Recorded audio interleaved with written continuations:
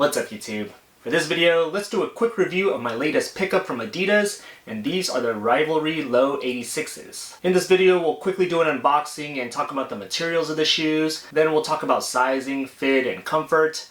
Then I'll quickly talk about how I plan to style these shoes, and then at the end, I'll give my overall thoughts. So with that being said, let's get into it. So this is the box that the shoes come in. Blue box with the Adidas branding all over the lid. Here is the size tag, Rivalry Low 86s. I got 9.5, which is my true size, but I'll talk about sizing later in the video. This is the Sesame and the cream white colorway. So as you'll see in the B-roll, each shoe was individually wrapped to protect the suede uppers. So speaking of materials, the upper is mostly made of the suede material.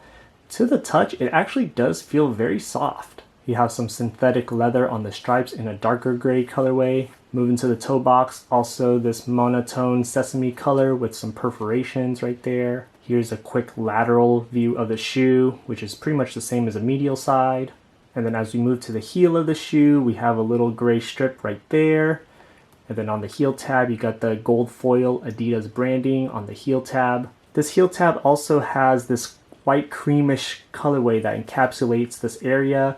These pair of shoes only come with one pair of laces. This is kind of a flat rope type of lace, also in the sesame gray color. And then in terms of the tongue, this tongue is mostly a synthetic leather type of material, a little off gray if you will. And then you got the Adidas trefoil gold foiled branding on the suede patch on the tongue to also match the heel part right there. Move into the mid and outsole of the shoe. You can see that this midsole is a very orangey type of transparent color. It's hard to describe it unless you have it in person. It definitely has this transparent / milky appearance to it, but the color of it is quite subtly bold, for lack of better words. In person, it looks almost orangey / off-whitish, but a very unique twist to the mid and outsole. That color pretty much continues into the actual outsole, and here's pretty much what the traction pattern looks like. You can just see some geometric type of patterns along the mid and forefoot right there, and a little bit in the heel right there. Adidas branding underneath the arch. Here's the medial side of the midsole. Underneath the arch support is a more off yellow, egg yellow type of colorway right here. Real quick, in terms of the inner lining of the shoe, it does feel a little padded. The material right here is a synthetic leather, so it does have a smooth feel to it. We'll be talking about comfort later in the video. So both shoes are pretty much the same. Both medial shoes look like that. Both lateral shoes look like that.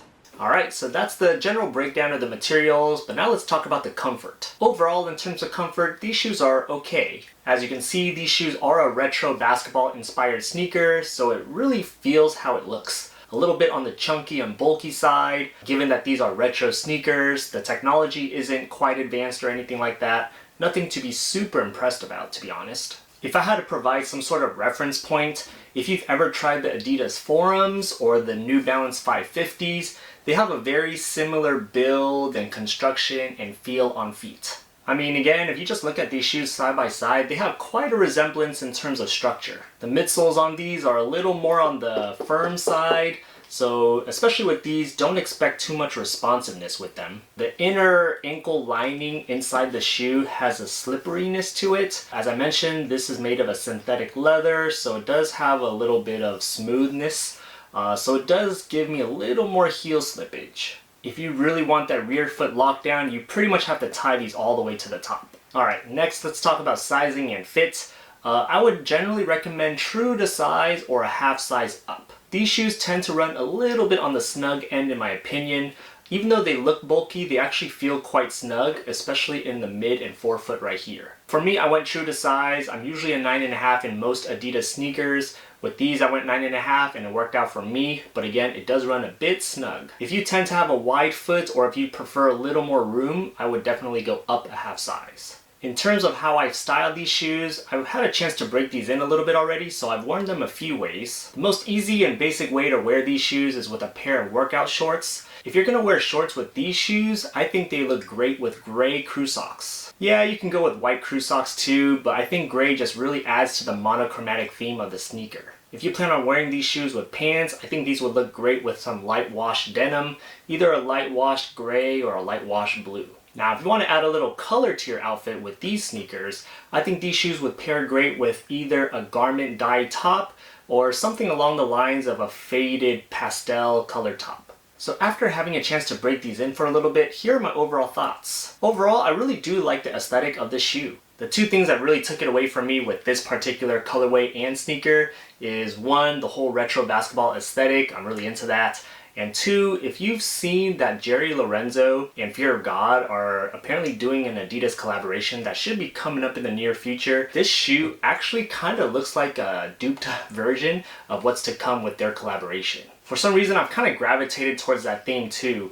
I did a video on the Adidas Oswegos, which is kind of like the Adidas duped version of the Yeezys. But for some reason, I really like how these look. It's still Adidas, and it still gets the look down without the price tag. Now, unfortunately, one of the bigger cons of these sneakers is the comfort. As I mentioned, it really isn't that comfortable of a sneaker. Luckily for me though, I did get these shoes at a pretty good discount.